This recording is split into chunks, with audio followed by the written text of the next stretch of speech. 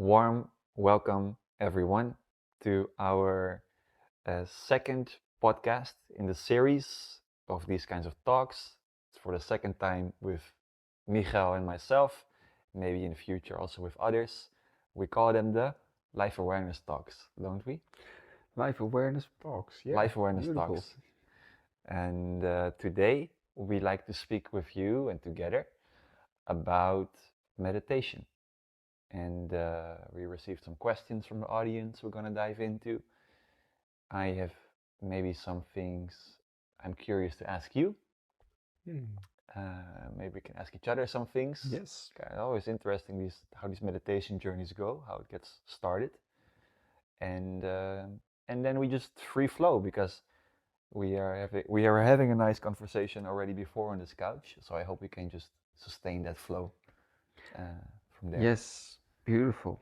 Yes, share some nice thoughts and insights, and also I think with the path of meditation, there is like playing a musical instrument. I don't think there's ever a moment where you feel like now I know enough about meditation or something. It's when you play an instrument, there's always new things to play or to learn or to discover. And sometimes I think in the beginning with learning to play a musical instrument, it's maybe a bit hard. But at least I learned to play the guitar, and I remember like you have to put your fingers like this and then like that, and it felt really complicated. But slowly, when you get the hang of it, you don't have to think so much anymore. You feel what you wanna hear almost. I think it's like that with meditation also. In the beginning, it's maybe a struggle to learn to focus your mind and concentrate the mind and feel the body. It's to keep it still, but slowly it becomes more like just like a play. Just let your awareness merge into the moment, which is constantly unfolding itself in different ways with a different sound, a different feeling, a different emotion, a different constant flow of creation that your awareness gets merged with the now, and it's like beautiful. Yeah. That resonates. And also how you kind of stay a beginner forever when it comes to meditation. Because when you have very nice experiences in meditation, it's almost like you would like to be able to hold on to them, right? But what happens is, well, the thing is, like one of the first things you learn in, for example, Buddhism, which is all about meditation, is everything is impermanent. Not just things around you, but also your mind states, your meditative states. All of that is also going to come and go. So this moment of deep tranquility, although it would be so nice to work towards that and to stay kind of in that, I feel in the end, you just find out like that's also gonna change shape.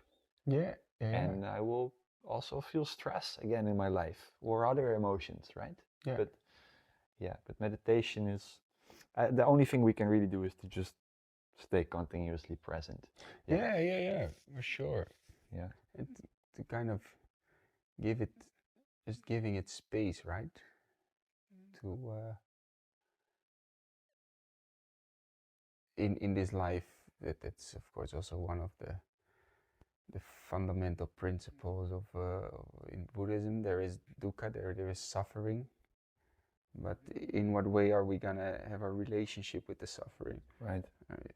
Changing the relationship is the important thing, not necessarily eradicating suffering, because then the relationship with suffering is that it's something that should not be there. It's a resistance, right. And that creates even more suffering and tension and tightness and this resistance. But learning to have the relationship with opening up to whatever experience is there, and to by giving it space, allowing everything to flow as a great flow of creation, that we start to change our relationship with life in general, which is suffering and joy and pleasure and pain and all these things, to change it into a real deep love relationship, and love is allowing, love is giving space, and love is really allowing anything to be there. And real love is not like that part of you can be there, I give it space, but the other part of you, it cannot be there. So that we're saying to life, I allow that part of life experience to be there, but that part, that feeling or that emotion or that sensation, I push it away. I don't allow. So going into a full, deep love experience, allowing it to be there. Yeah, I love that word also, love. Because otherwise meditation can also become a bit dry. You know, if you always speak about meditation as coming to the present, yeah, you can come to the present and to the present and to the present, but to introduce words like heart and love, I think is very important. Because I've seen in myself how I can get dry, how I've got dry at some point, just trying to be conscious and present. And really it's about love, right? Like, can I get into my heart somehow? Is being in the present moment helping me to be more in my heart? Because and because when you feel that, and everyone hopefully has some connection to these moments, when you feel that, that's kind of the deepest thing out of everything. Right? And then you also notice, like, that's actually what I want to feel. I don't even necessarily want to be my idea of present. What I ultimately want to feel is to be in my heart. Beautiful. Beautiful. No, I fully agree with it, but it's interesting, like you say, it can become very dry, and that it's all about transcending the worldly and disconnecting, almost disconnecting with emotions, and becoming you become a bit more cold. At least that's what I experience in some parts of my meditation journey, that you become very disconnected and dry towards your own emotion, not take it serious and be like, oh well, that's just emotion. You become, in a way, just consciousness, no emotion of it, but to integrate them both, and to also really allowing with love that all of the sensations, all of the feelings, all of the pleasure, pain, the love, everything becomes part of your life experience, and not trying to disconnect yourself from a certain part of your human experience, and thinking that it should only be this or only be that. It's good to know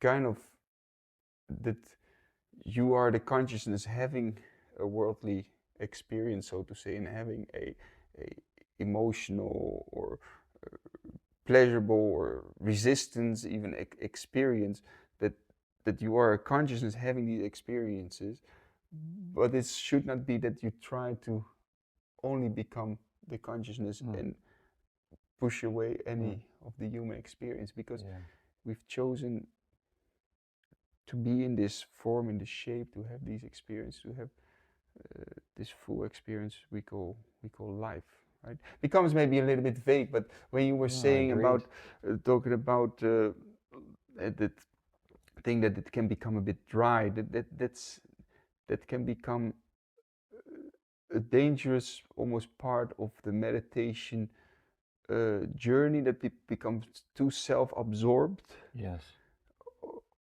too much selfish about trying to transcend a part of themselves, which is a very important part of this life experience that we're having to go into, to integrate, right? And to become very self-absorbed, and it becomes like a struggle to separate yourself from a part of yourself.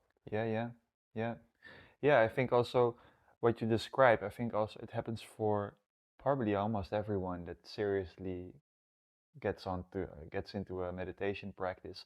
I think it comes from these words that you hear, like enlightenment, big word, equanimity. If you ever do vipassana, for example, you hear the word equanimity all the time, or the void. Mm-hmm.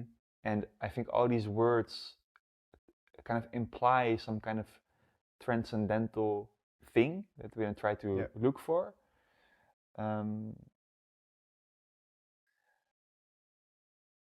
And I think, for example, if you take the word like void, for example, it's like a description that's being used for consciousness, right? Because consciousness is kind of it's not made out of something. You are just conscious, but it's not tangible. You cannot point to it's here in my left ear, because it's everywhere. Like where you look, it confirms that you are conscious. So then it's described as a void. And then also in meditation experiences, you become very, very empty, and that feels very, very good.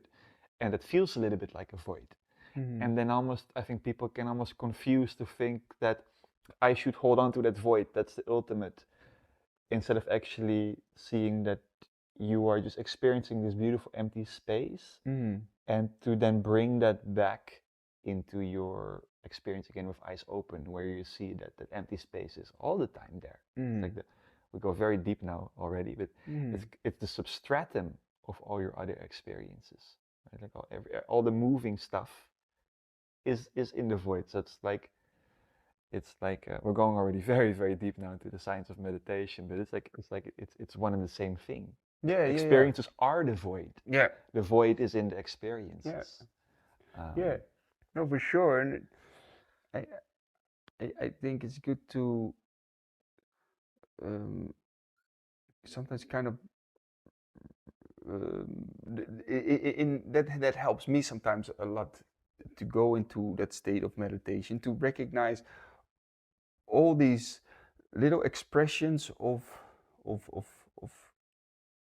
reality, or of these manifestations of this universe, so to say, which is we're living in a constantly changing manifestation of energy.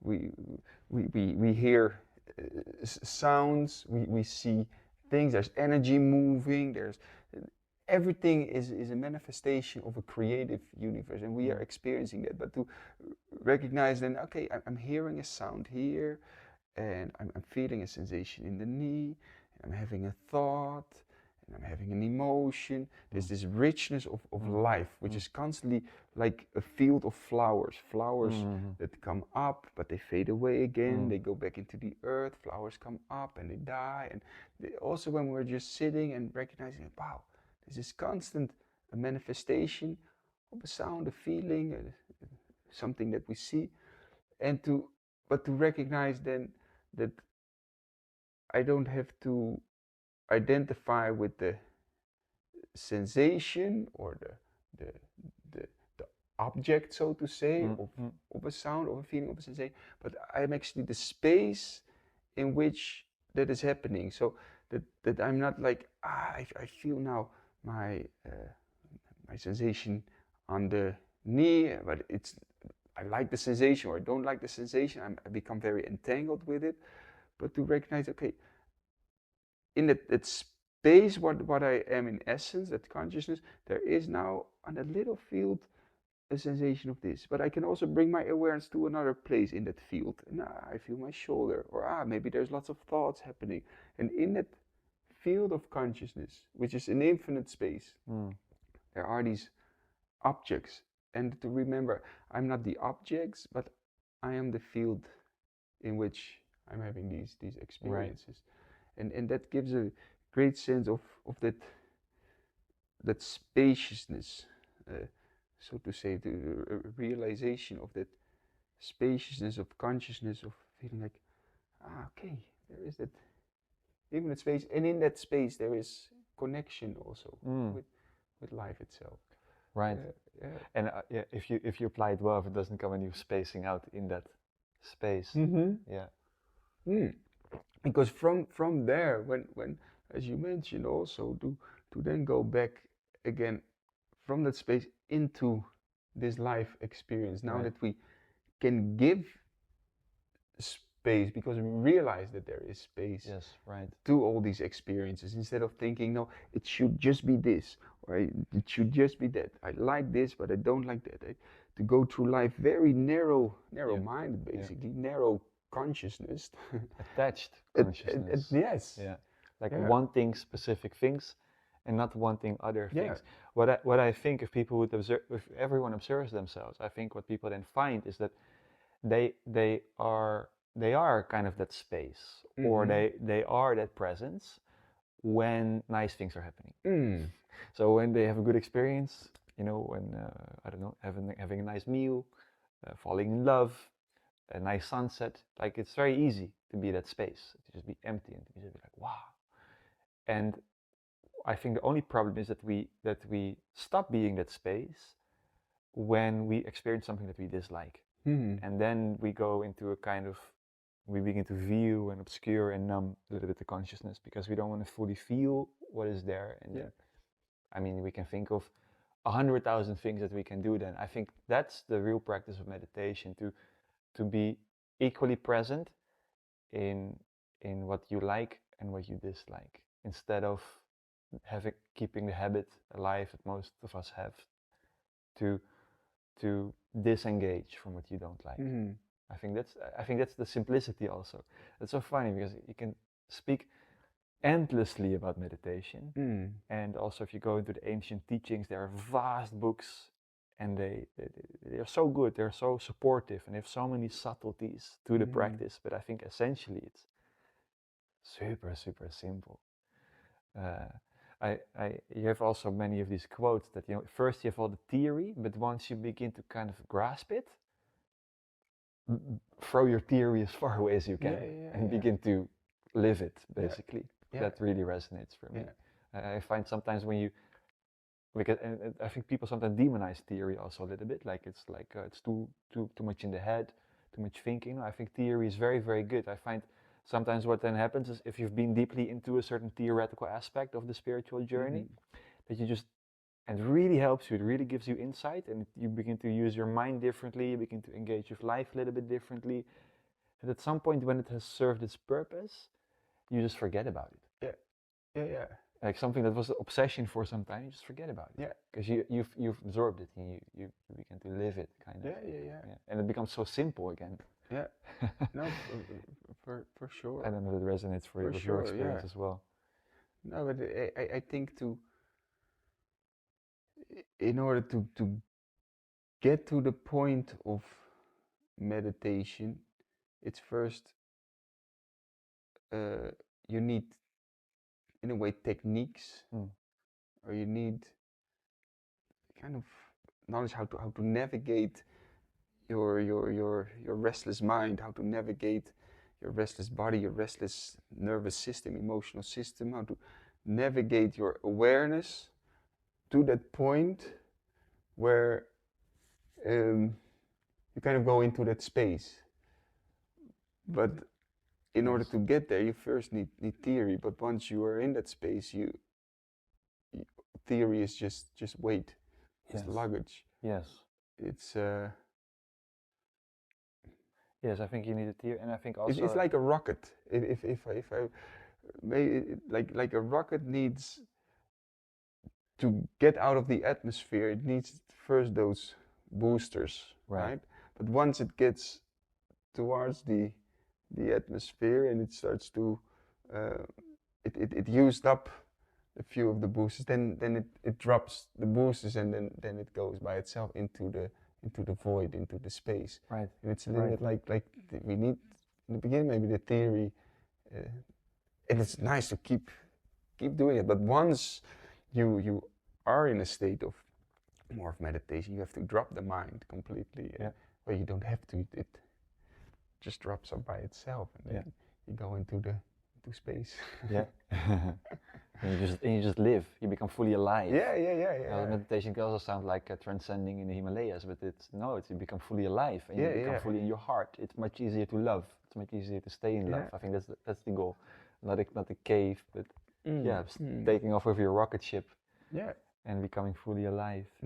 I think also next to the theory, and I think also here where it maybe relates to people that are teaching meditation or are interested in becoming some kind of instructor of meditation. I think theory is very important, but I think almost more important is spaces to practice. Mm. And and community also, people that inspire you, because I think most people don't really start on their spiritual path, if you want to call it like that, until they meet people that are really inspiring to them, that are dedicating their lives to that. I think that's usually a huge rocket fuel for someone. Yeah. And I think then the space, because if someone completely tries it at home, you accomplish some things and you begin to taste meditation. I did a lot of this in the beginning with apps and stuff. But I think ultimately where you really begin to transform is in a retreat, or when you come daily to a class in your environment. I think if anyone wants to become an instructor, I think that's one of they maybe their highest inspiration in my perspective more and more should be to how can I become a facilitator of amazing spaces for meditation, rather than how can I how can I know the theory as good as possible, or even be the embodiment as much as possible, which is very important. But I think the space, like we had here today, we did a class here today. I think that's really really important. I don't know how you see that. Oh, absolutely. Both physical and energetically creating space. Yeah, that people kind of come into the room or come into your presence, or if it's online, or that people feel like, hey, here I feel kind of this safety to just be. Here I don't have to. I can drop the weight of daily life, of the to-dos, of the maybe even the guilt and the shame and all these identification with the small false self. You kind of drop it. You enter into the space, into the room, and you think like, okay, here I can drop. I can drop the resistance. I can drop the fake, and just be for some time. And I think that that's also something so important of becoming somebody that can facilitate this space. You can only give what you truly have. So to cultivate this within ourselves first, to go through the processes of creating a different relationship with ourselves, so that when the relationship with ourselves, with our own suffering, with our own struggles, when that relationship feels pure and good and wholesome and loving, then we can transmit kind of this energy that people feel, that when they are in your presence, that they feel this wholesomeness, this lovingness, this dropping of the false self. And I think what people sometimes misunderstand in the process, that they think they have to first, that it's about eradicating completely all the suffering from our own life and not have any more struggles. And no, that we mentioned before in the beginning, like there is part of life is suffering, but the relationship with our suffering that has to change in a loving way. The honesty also with it. Yeah. Right? I think that's a bit the relationship, and I feel that relationship comes down a lot to the honesty. That it is there. We live in a culture, maybe after this we can go, by the way, into some questions. We live in a culture where we ask each other all the time, how are you? And we always answer good, which is actually, or in Dutch we say alles goed, which means, is everything good? And we say yes, everything good. And that's just per definition a lie, because there's never everything good. Like, we live in a realm of duality, so we are constantly kind of talking to each other like everything is fine, and it all makes us, it doesn't mean we're insincere, but it also doesn't make us fully honest with everything that is alive. I feel that's and when we become honest, it's like it can be there, doesn't need to be gone. immediately, but at least there's space. Because if I cannot admit it, it's there. There the suppression and the knots start. There were some questions. There were some questions. I think you have them on your phone, no? Yeah. Okay. So, let me see. Okay, how to be thoughtless during meditation and attain the true state of meditation? Oh, that's a very good question, because most of the people have a very restless mind, right? And I think the path of having a sequence to get yourself into that state is something very helpful. And yeah, what really helps for me, and this is um, in some cultures, this is something interesting to talk about as well. Some cultures of Buddhism, we did, of course, Vipassana retreats in which you, for 10 days, 10 times 1 hour a day, you have to sit, and you have to sit for meditation, completely still. And the only technique is basically that you have to bring your awareness to one point with first the breathing, feel how the breath flows, and then to move your awareness through the body, the physical body, and then eventually also kind of letting go of moving through the body on a further state, and to just feel on a deeper level, allowing any feeling to come up and be there. And in those retreats, it was not really allowed to do any moving exercise, not to do any breathing exercises. Forbidden. Forbidden, yeah. But I feel it might help to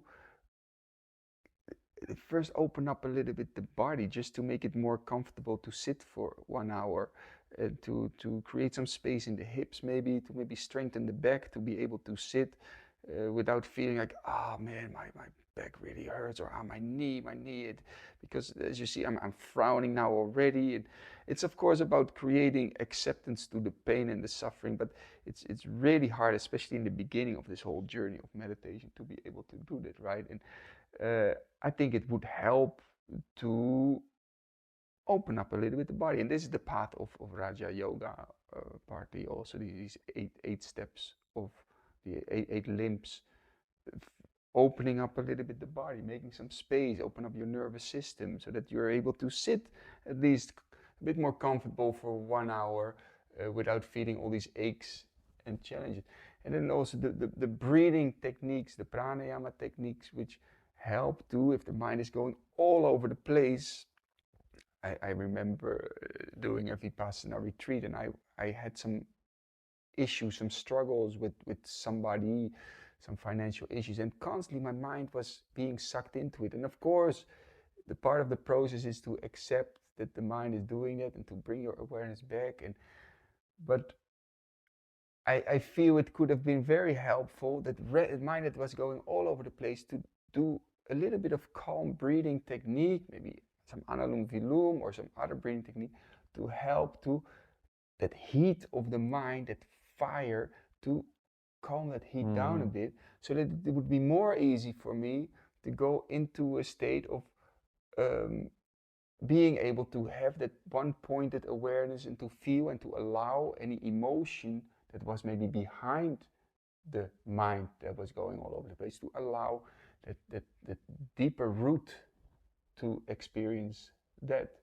So I believe to be able to go into a state of meditation, it's good to prepare your physical body, your mind, your emotional system a little bit with some movement. Nothing too strong, nothing too forceful, nothing too crazy, but just a bit of movement, just a bit of calm breathing, and then to be able to have the one-pointed focused awareness to use for concentration, the dharana, the step of eight limbs of yoga, to focus, and then eventually to drop even the concentration, the forcefulness of bringing your awareness to one point and to sink into meditation. Because what people sometimes tend to forget is that Gautama, the Buddha, he did years and years of very hard yoga practice, right? And all these techniques that he was doing. And I think that um,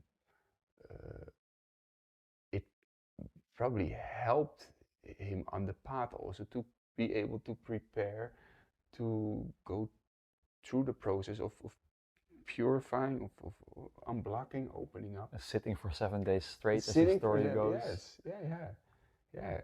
So let's, yeah, I think with this whole practice in the beauty of yoga and qigong and all these things, there is these methods of first preparing a bit the body, then preparing the mind and the nervous system, the emotional system with the breathing, so that your mind can be calm, your body can be solid and steady, and then your awareness can be sharp as a laser light, as a sharp knife, and cut into the now, into the moment.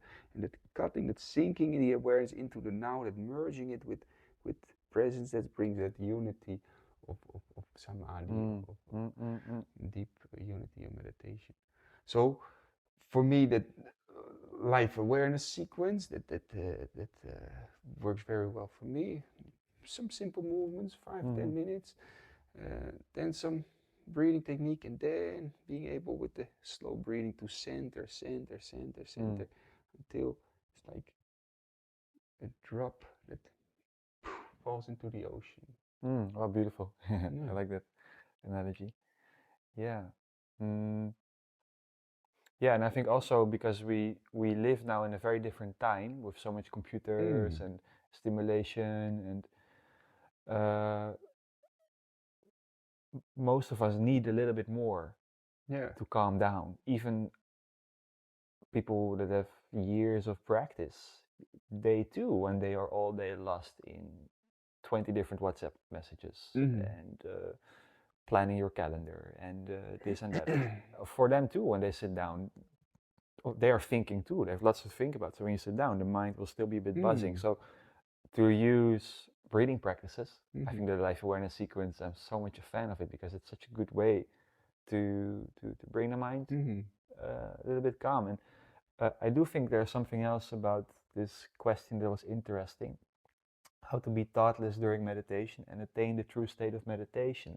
Well, if that question, attain the true state of meditation, it's very important then if you are working towards something that you think is the true state, to be really clear then what is the true state. Is true meditation, because I hear a little bit the idea in that question that the true state of meditation is complete thoughtlessness, right? And if that's what we're striving for, I think we have to be really sure, is that the true state of meditation? I don't think that's the true state of meditation. I think, yeah, there are moments of prolonged thoughtlessness, perhaps, if you're lucky and work hard, that's very nice.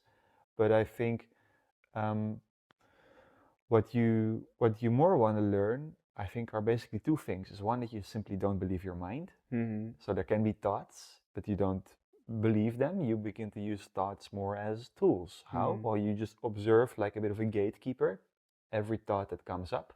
And there will be lots of old baggage of programming, of society, of what your parents taught you, of maybe negativity.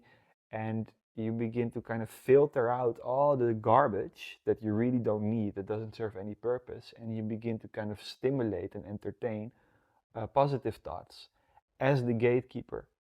And so to be the gatekeeper, you just, only thing you then need is concentration. So you need to kind of be able to fix the mind kind of constantly, which will also be intermittent a little bit in daily life, but more and more, yeah, be having a stable presence. Then you can be the gatekeeper, and then you are beginning to become about as free as you can get with your mind. Like where further could you reach, right? Yeah. And then over time, your mind also actually naturally begins to purify, so that it becomes also much easier to sustain positive states, where in the beginning there's just maybe total negativity all the time, the more you gatekeep, the more effortless that becomes over the years. Yeah. Beautiful. But there's no need to be thoughtless. I think that's really important. I think if you really pay close attention in a longer retreat, you will get to see that, for example, if you try to focus the mind onto one point, which is this training aspect of meditation. So you, for example, follow the breath in the nose, or you follow the breath in the belly, then you can begin to have the experience that you are witnessing both at the same time. So the thoughts keep coming and going. They don't stay very long, but they keep coming and going. And and and you try at the same time to keep an uninterrupted focus on the breath. And because there's no such thing as isolating a pure experience of breath. You're constantly experiencing so many other things as well. There's thought, there's sounds, there's body. So, but if you can just hold on to something more and more while thoughts come, I think with what has to be said with this is that it's going to really help to not just do this in 10-minute sits at home, but to try to find a meditation retreat for 5 to 7 to 10 days where you can train this once a year. That's, I think, going to be the crucial injection fuel to get this process going in your life. In an ideal world, but I'm sure there's many people in an ideal world for sure like that. But I'm sure there's many people that will not have the ability to do this, right? To be on a 7-day retreat or to do all these things, but it's even 3 days, you know. Yeah. For sure, it's good to acknowledge that some people are less with more time and freedom, but if it doesn't mean it has to be 7 days. It could also be 3 days, or even one full day mini retreat, something like that. Yeah. No, definitely, it can be very insightful. Yeah, I think with the mind, like you said, you don't take your mind so seriously anymore in a way, and it becomes more like a background radio almost. That you stop identifying too much with the mind in a way that you stop interacting. It's like the mind comes up. Well, you're sitting, you're trying to focus on your breath, and the mind then comes up like, oh, but you still have to send that fax or that email, or you still have to check with the bank, or whatever to-do list you have to do, or something about your past or your future. And as soon as that thought comes up, that you get entangled with it, so you think you need to answer to it. And it's like, oh yeah, I still need to do that. Maybe later I can do it, and then it creates another thought because you're feeding it with energy, and then so let's keep the example. You still have to let's make it a positive thought. My auntie really should do this meditation practice as well because it would be so good for her. She's stressed. Okay, that's a very noble, nice thought, and you feel you need to answer to that thought. So then you go like, yeah, I haven't seen her in so long. I wonder how she's doing because her husband was, my uncle was sick. He was in the hospital. I wonder how they are doing now. And then you go into that cycle of thinking with a new thought, and then it goes to the cycle that I'm feeling a bit guilty that I didn't call him last time when I had the chance to do it. Oh yeah, it's maybe because of. You go into thoughts because you're feeding it with your attention and your reaction. So the idea then is that if a thought comes up, to be almost like if somebody is knocking on your door and you have a no disturb sign on your door, like now is not the moment for these coming 20 minutes or half an hour.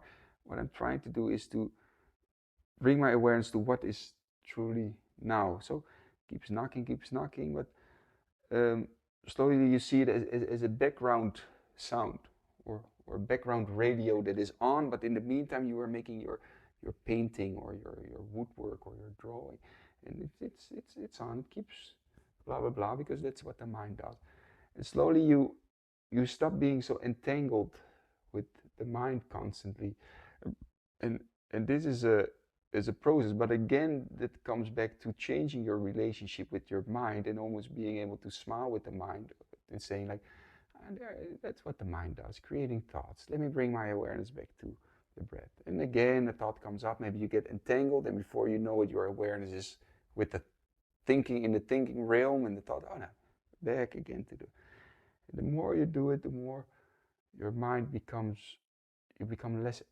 entangled with the mind and more to the present moment, and then coming into the, like you said very nicely as well, the what is true meditation. It it's I think if we think that it is stopping the mind completely, and stopping means pushing away out of our experience, and that should not be there, and that should not be there, and that feeling should not be there, and then I can feel a moment of peace. But as soon as that thing comes creeping in again of a thought, then I'm not meditating. But it's again changing our relationship with the now, allowing with love, with okay, it's all right, and that's there also, that struggle, that feeling that I'm experiencing now, or that restless mind. Okay, it's also there. Let me just sit and breathe and be. And then in that spaciousness, meditation is left, basically, in that pure, pure love. Yeah. Love, yeah. Back to that word, yeah. Yeah, and meditation then is left also when you've trained the mind, which takes some time. So there's like an immediate component to all of this and a long-term component, right? Progressive and direct.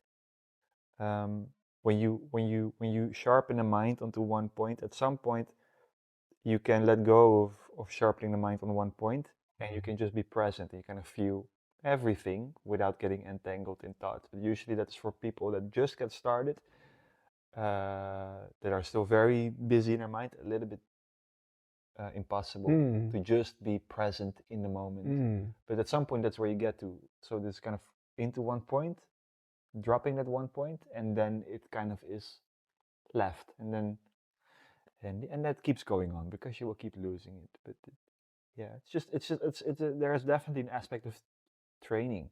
Continuously training. Yeah. But I think people also, what the good thing is, it sounds very tough, like I need to train, but I think people get naturally motivated when they train also because they have so many positive experiences from meditation. You see the benefits, so then you keep going because you see the training is so worth it. Yeah. Oh, but very, very nice. I think the key aspects with all of this, with meditation, is compassion and allowing life to unfold. Right. And compassion is such an important word also in aspect of Buddhism, right? And a lot of people think that it's about compassion for others, which is super important, of course. But it will follow naturally compassion to others if we can be truly compassionate to ourselves. Because how people sometimes try to be really compassionate, but how can you be compassionate if you're internally constantly struggling with yourself, if you're very self-absorbed about your own problems, you have a lot of things to fix, and you still judge yourself so much about your past, and you have so much worries about your future, and then to be compassionate with somebody, that's impossible. Compassion is a natural state of our core when we start to peel off all the layers that obscure that core, so to say, of tensions, of stress, of worries, of self-doubt, of judgment. If we start to drop that, then naturally compassion comes out. And this compassion we try to cultivate is an inner compassion of when the mind goes into that restless state, that we're not like, oh man, this is just shut up, that mind, and we're judging, or that emotion comes up of anger or sadness, that we think, I don't want that emotion. Because then it's like, it's the duality of one part of ourselves experiencing something and another part of ourselves not wanting it and pushing it away. There is no love, there is no compassion, there's resistance, resentment, and anger and frustration in that. We want to melt that and to be compassionate, like, okay, it's all right, it's all right. That's also there. And a restless mind, or that sadness, or that anger. It's okay. It's okay.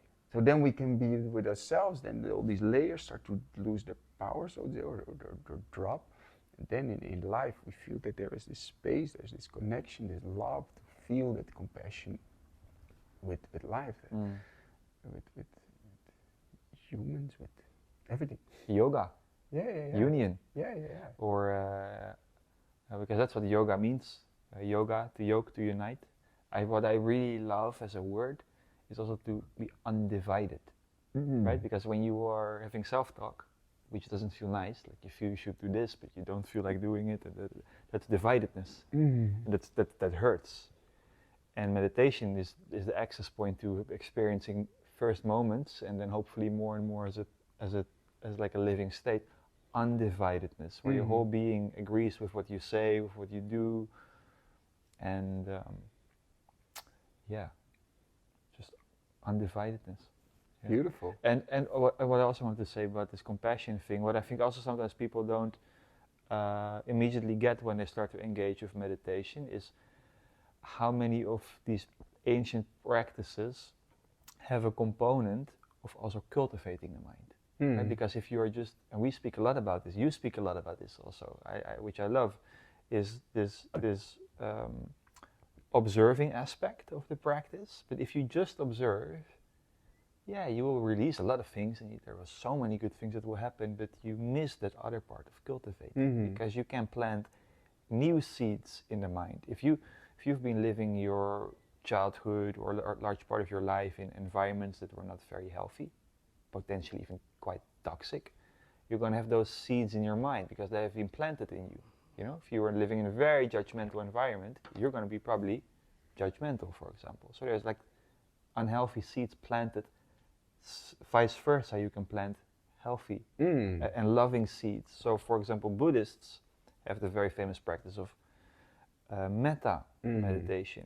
Some Buddhist traditions, I think, even do that after every single meditation, or at least once a day, where you cultivate loving kindness, where you actively are forgiving people, actively visualizing people in their most happy and healthy state, and wishing that upon everyone around the world. So they're constantly cultivating actively love. They're not just waiting to become love. I think that's really important to understand, because otherwise you can spend years of your life just observing yourself and not really becoming all these qualities that you maybe hope to get from meditation. Yeah. No, for sure. And like you say, cultivating your own mind is really like a garden. Just to, if you want a garden with beautiful flowers, with beautiful fruit trees, and it's not just about emptying the garden and taking all the weeds out, but it's also planting and attending to the things that you do want to grow. So qualities of Thank you. Of love. Thank you. To really feel that at the end of a session. I also do that always after a session. Like, it's not just for yourself that you're doing all these practices. It's for others to be a light in this world. So may all be blessed. That's yourself. May all be blessed with peace. Okay, feeling the peace, with love. Okay, feeling the love. Okay, because on a scientific level, your brain, every time you have a feeling or a sensation, it's firing certain neurons together, and it creates a sensation, and your body goes into a state where it releases certain hormones, or your blood pressure goes into a certain drops a bit, or your stress hormones, they go out. Like your whole being can become the emotion that you cultivate. So staying for some time in that emotion of love. Okay, how does it feel to love? How does it feel to feel peace? It feels like that. How does it feel to feel connection, or that sense of that you're tapped into a source of knowing, that wisdom? You can cultivate your own energy system, so to say, your being. I love that. Yeah, actually, when they study the brain waves in meditation, which I've been getting all into that science more deeply, creating a meditation instructor course. Very powerful loving kindness meditators, when they measure their brain waves, they immediately shift into gamma waves, which is a very high frequency brain waves. This is measurable, and this is pretty much the state of flow state, of maybe some kind of enlightened state. So by cultivating loving kindness, they immediately shift into that. That's the power of it. Yeah, very powerful brainwave state. Beautiful, beautiful. So there's specifically somehow with loving kindness. Yeah, I find it very fascinating. yeah. Something else, speaking about the body, my neck is turning to the right all the time. Okay. So we switch sides so we stay in balance. Sure. Otherwise I'm gonna be, the rest of the week I'm still having my neck turned to the left. Well, nice. Yeah, we can go to the next question. To another question. Yeah.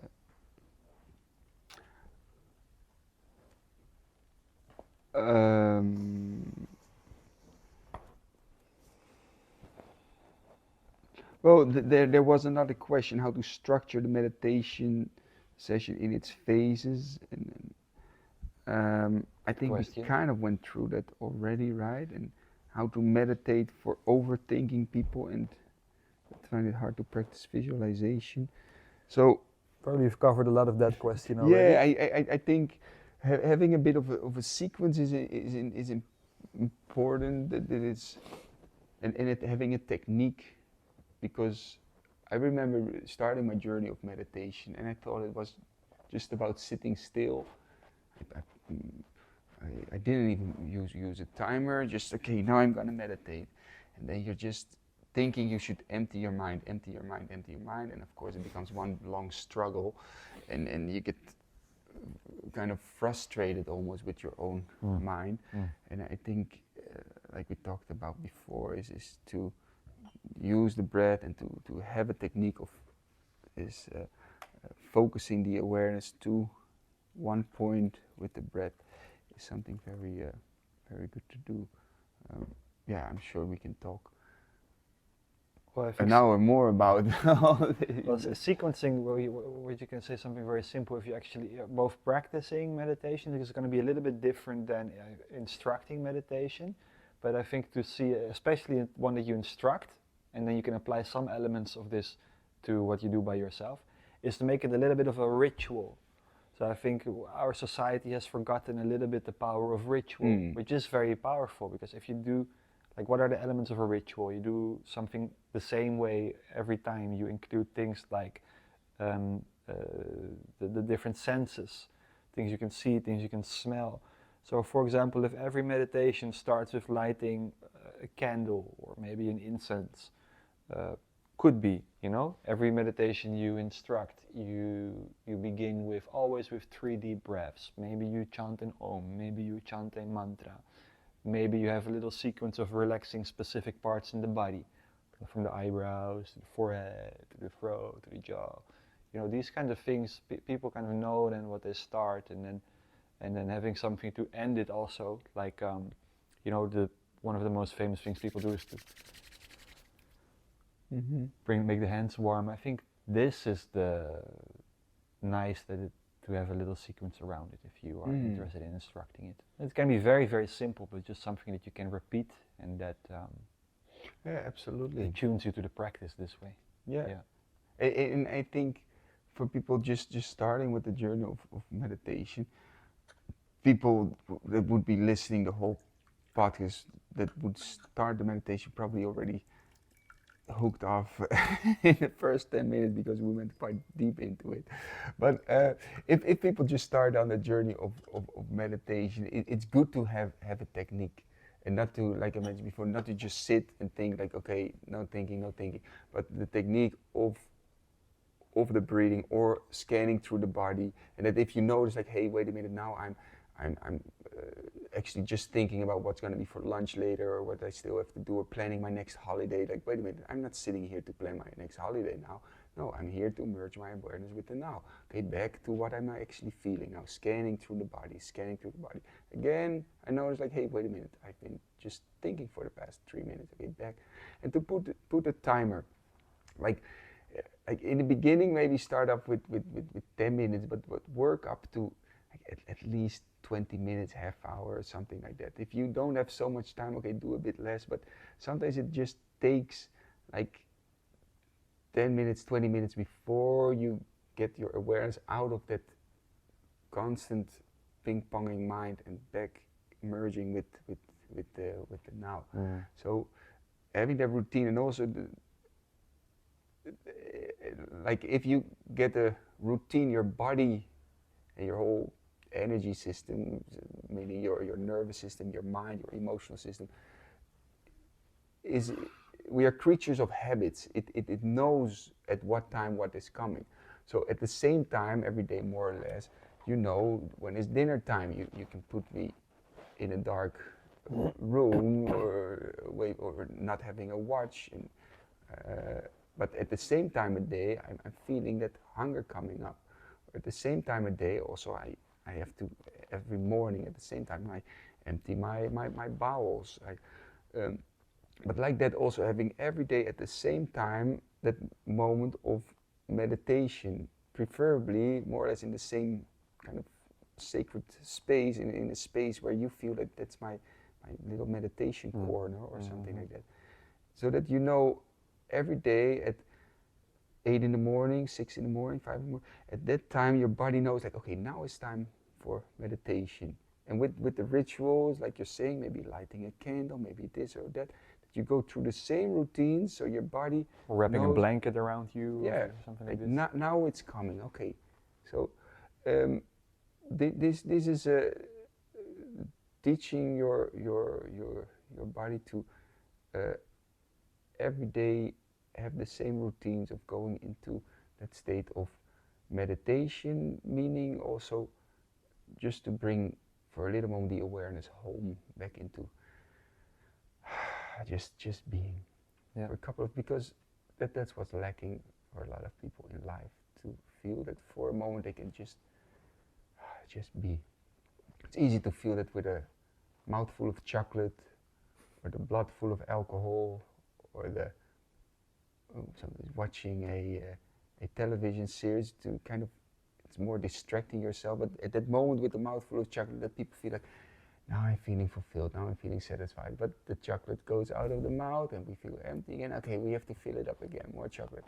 And then what happens, because it's not good for the body, after that we feel like, I'm feeling actually quite bad about that. I'm feeling not so good physically, or I'm feeling guilty that I eat so much chocolate again. It's not another sustainable pleasure, but learning to take a moment to sit and just be and feel fulfillment in being. That's the foundation. Yeah. Yes. Nice. And what I would also suggest is one thing, if you want to choose your time for meditation, you can, sunrise and sunset are very good times to meditate. If you're not someone that likes to wake up early, what you can otherwise do is to meditate as soon as you get up, to make that the habit. Like to brush your teeth, wash your face, and then to immediately go to meditation before touching anything else, especially before touching a phone, which I, to be honest, I'm also not always good at.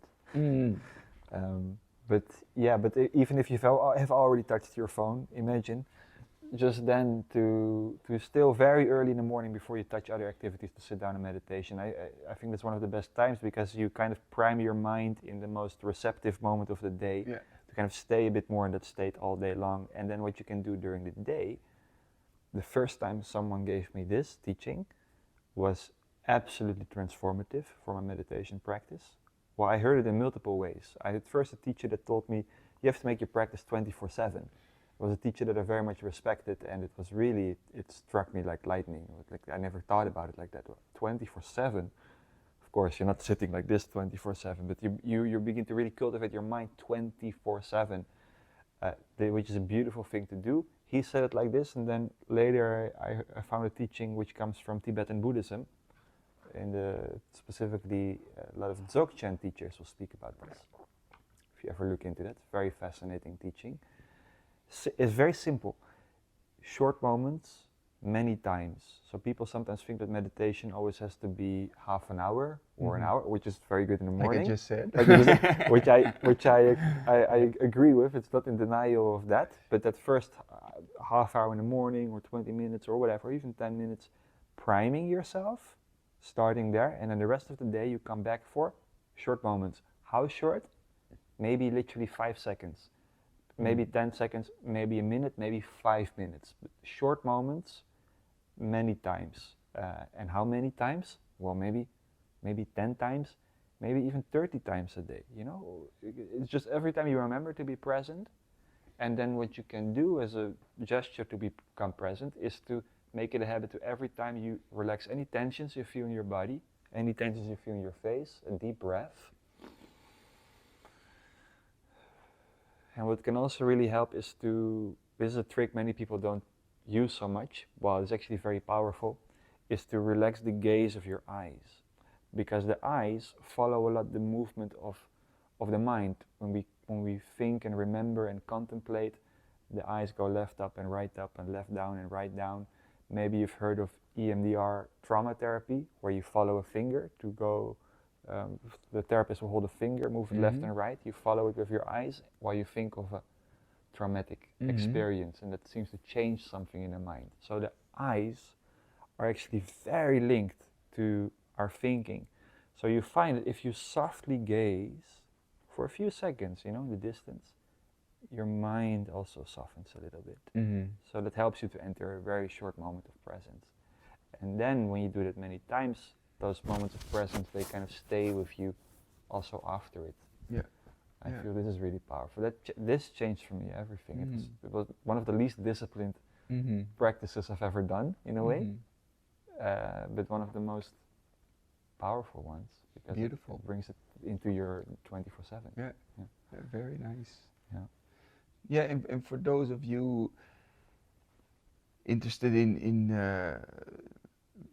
this journey of meditation, I've also created a meditation course called Meditation Moments, which is like 5 minutes, 5-minute little short meditations, and 5-minute explanations about what meditation is and etc. And there's also, if you want to go deeper into it, the meditation course, and some of you are maybe already really on the path of meditation, want to learn how to share this knowledge. Then we made a beautiful meditation instructor course, which is where you go really deep, also together with Thomas, deep into the kind of science and the history and of meditation, and learning how to share all this knowledge. So all the tools are definitely there for you to go deeper into this beautiful practice, because it helps so much in life to. When the mind is a bit more clear, when we have the different relationship with the emotions and in the mind, we will have a different relationship with life, with people, and more harmonious, loving, also in a connection with the heart, knowing what we truly want in life, and being able to listen to it without fear of expectations of others, or just to live pure. Yeah. To live pure, huge. Yeah. I think also people sometimes don't know this from the start, because people often, it's a little bit of the problem when we take teachings from the East and we kind of isolate one teaching, like meditation, from all the others, because meditation always came in a package in all these traditions. So it couldn't be taught. It literally couldn't be taught in isolation, because it leans on top of other things. And one of the most important things it leans upon is to live an ethical and moral and noble life, where we are not doing things that feel out of integrity. So it's very simple things, like not lying, not stealing, not harming, not being greedy. You can find, for example, the yamas and niyamas of yoga. It's a bit of 10 commandments, but we have to understand them differently, where they are more like, they point us to, if you do not live up to these things, something inside you is going to nag. Yeah. It's not going to feel good to lie, to steal, to harm. Yeah. So if you want to become undivided, these are the principles to follow. I think this is super important to understand. Do everything you need to do to be able to look everyone in yourself in the eye with honesty. There's just nothing to hide. Yeah, basically. Yeah, no, absolutely. Which is not this is maybe the biggest deal ever. You know, it's not easy to come into a state where you are totally, you know, with nothing to hide anymore. That's very, very high level of practice. Yeah. Oh, for sure. Well, shall we round it up? Shall we take the last 5 minutes to go through these last questions? Not making it huge answers anymore. Question from Joanna: should we follow the same technique every time we meditate? I would advise that for sure, because otherwise you are maybe doing your meditation, you put your alarm, your timer on for, let's say, 20 minutes, and then you're 3 minutes into the technique of anapana, of focusing the awareness on just breath, and then you think after 2 minutes, like, it's a bit boring. Let me try another technique. Let me try some chanting. You chanted it, and then after 2 minutes, you think about, also a bit boring. Still not in the state of meditation. So to stick with one technique always, and also what we mentioned before, that once you go through the same rituals, that your body kind of knows, your mind, your energy system kind of knows, okay, we're now going through these steps of the ritual of whatever you're doing, but always the same, then it's much easier to go into that path. But to create that, like water that flows, to create that river that flow, first it has to flow a couple of times with effort, with focus, with concentration. But slowly it becomes more and more easy to follow one technique and to follow that path towards the state of meditation, right? Yeah. And I feel also, if you follow one technique also,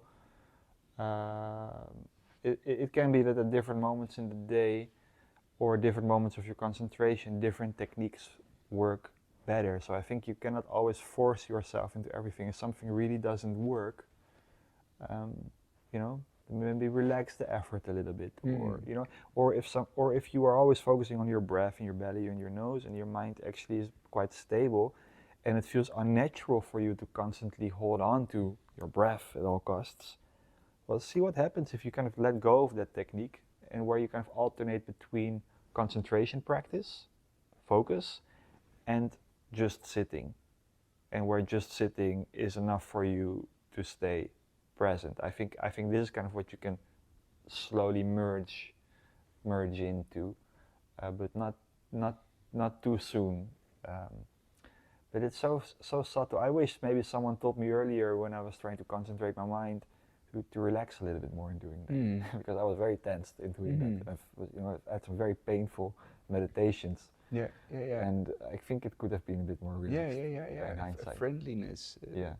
Relaxed focus. Yeah. Relaxed alertness. Yeah. No, for sure. And like you said also, if a technique doesn't really work for you after doing it a couple of times, there is many different techniques, but the life awareness sequence, I think that's just effective, really effective. With first a little bit getting into the body, out of the mind, then doing some breathing, then doing some even slower breathing, and then you've prepared the whole body. But for some, maybe you want to do some chanting first, that helps. Or if you're very more into with religious, then a moment of gratitude prayer and repeating that. There's many different ways. There's many different roads that lead to meditation, but you have to find which one works good for you. Yeah. Final question: how to? No, wait. Please share some of your weird, logically unexplainable experiences during deep states of meditation. You know, maybe this question can be answered very briefly, because in meditation there can be all kinds of almost psychedelic experiences where you begin to see lights in front of your eyes, or where your body becomes very light. It all can be very pleasurable also, and very interesting and very fascinating. But if you read, for example, like there are many Zen stories. Zen is the school, one of the schools of Buddhism that is known for the teachers being quite fierce, even to a point of slapping students, which is maybe not so funny. Um, but there you have many of these stories where students come to their teacher with like all these things they experienced in meditation, and the teacher just being utterly bored and uninterested in their experiences. It's kind of like, you didn't get it, go back, you know. So when interesting experiences come in meditation, it can be there because, for example, the brain begins to produce more DMT. So this is a psychedelic. So this is why there can be slightly psychedelic experiences, but they're not really what it is about. So they will just come and they will just go, and ultimately we use the practice to not be entangled in our mind and to be more in our heart. And it's really not about fancy cosmic experiences. Yeah, for sure. And I think also when people maybe had once that experience of seeing lights and all these things, and then next moment they do meditation, they think, I wonder when that light, that was such an amazing experience. It's nothing is happening, nothing is happening. And then they miss out on the whole experience of just being, and then the rest of life feels kind of boring. But I think also what I've noticed that the more tension people carry in their energetic system, the more of this energy release and the more strong psychedelic experiences they have. So I think a lot of times it is also about an energy blockage, or you could call it maybe some neurons that are all of a sudden firing together in a different pattern in the brain, or whatever the science behind these experiences is. But a lot of times it's a momentarily release or an unblocking of a certain flow of current of energy. And what I notice is that the more tension or the more trauma or the more resistance people carry within them, the stronger these experiences are.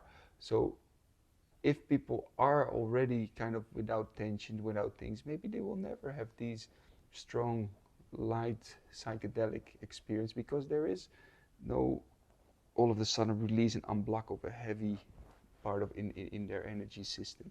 So for those people that never have these experiences, doesn't mean that like if they hear then somebody else talking about their strong experience, like, why didn't I ever have that? Maybe I'm doing something wrong or something like that. So everybody's on their different path with different experiences. Don't compare and don't look for anything. Just being, just sitting, whatever comes up in the moment is exactly already that. You're already there in a way. Even the feeling of boredom, you're already there. The experience of boredom is at that moment, in that time, what you just fully have to engage with, so to say. If it's a feeling of blissful joy, okay, also good. So everything is already there. Lightnings and fireworks and seeing colors, okay, and that's that experience. For that moment, it's that experience that you need to experience, right? Yeah. Yeah, and then I think the most interesting thing is where this experience becomes more vivid, where here the lights begin to shine brighter, where human contact begins to feel more beautiful, where sounds kind of take you into meditation. I think where it comes back to like your Just three dimensions, basic your body, life things. yeah. Yeah. I think that's the highest. I think if you experience that there's peace in that, then you don't want anything. Then you don't even want these cosmic experiences. Yeah. Yeah. And that's sometimes that's sometimes also what happens if people go for very much into psychedelics and trying to find their meditation experiences into that, or their profound life experience, that's those peak experiences of lots of things happening, and in that moment there's so much happening, so much so much emotion, and then it's again back to boring life. But this is boring. I don't. Right. And like you said, already being able to feel like, wow, just being able to see, to have light, or just the sound of stillness, or just the feeling of feeling the blood flow through the body. All these simple things. If there you can feel the richness in that, then there is richness in life. But if it's just about those peak experience and the rest of life is boring, then you completely missed the, the point, so to say. And you'll never be really happy because No. because a lot of life is mundane. Yeah. It's just quietness. It's just a room where you're sitting. It's just eating a meal. Yeah. A lot of life is mundane. So you could maybe fill it up with a lot of exciting experiences, and they are fun. But if you cannot find also joy in the mundane, it's gonna be a tough life. Yeah, yeah, for It's sure. gonna be a tough life. Yeah, For sure. Yeah. And that's also, I like to think that sometimes of, imagine if you would be in a prison cell, and this has happened to some people that were in an isolation cell for a year or something like that, you know. Imagine not having seen light for a year, being in a dungeon, locked up, and then for just 5 minutes you could see outside, you could see the light, or you could see clouds, or it would bring tears to your eyes, like, wow, so beautiful. And that's also kind of how we want to start living life, to momentarily go into, get faced with boredom, all these things, and feeling everything, and No dopamine from the phone for a bit. Yeah. Yeah. And feeling like, hey, wow, already just breathing, already just sitting, already just being alive is such a rich life experience. And one last thing about this, if people go into these peak experiences and then feeling that life itself is boring, and what I see a lot happening is that the relationship between the mundane or the basic boring life is one of very much duality, feeling a lot of resistance, like not feeling at home in life, not feeling at home on the planet, not feeling at home, and feeling like everything is evil in the world, and then very much going into the idea that with a big resistance towards the world, and fearful relationship, instead of feeling like everything is happening. I'm part of everything, and that integrating that you are part already of it, and it's not like something separate, and you feel this resistance to it. That's the word what you said. Undivided. Undivided. Yeah. Undivided life. You're unified with the greater, with the totality. Nice. Good words to end with. Yes, beautiful, very nice. Yeah. Well, thank you everyone for spending time with us for so long. And I really hope that there was valuable things in here for anyone that wants to engage with the practice. That is really what it is about, you know. I have to be careful. We'll go into another talk, but I feel I will keep it very brief. I feel that meditation can bring us more to want to be of service. That somehow all our actions are not just for ourselves, but contributing to others. And so that's my biggest wish, that this podcast can contribute something to someone. And that's it for now, I guess. Yeah, beautiful. Yeah, I hope really for everyone that you can take the time, prioritize some lifetime, right? Sometimes people say, I don't have time. It's about prioritizing some lifetime to get a nice routine of every day, taking some care of your mind, taking some care of your heart. So that's the foundation of your life mundane experience, basically. Yeah, thank you. Thank you. Lots of peace, lots of love, lots of wisdom. Namaste. Namaste.